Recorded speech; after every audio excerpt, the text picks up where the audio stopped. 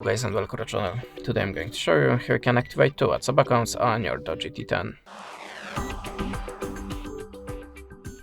So if you need the second WhatsApp account for the work, for example, with separated contacts, separate messages, I'm gonna show you the 2 fast tricks for that. The first one is by opening the Play Store, then tap on the search bar and look for the WhatsApp, but not for the normal app, look for the WhatsApp Business.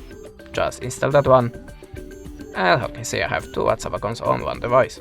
That was the first method, now the second one. So go to the Play Store like before and look for the Dual Space app. Choose one of them and open. Agree the terms and add the permissions to the files.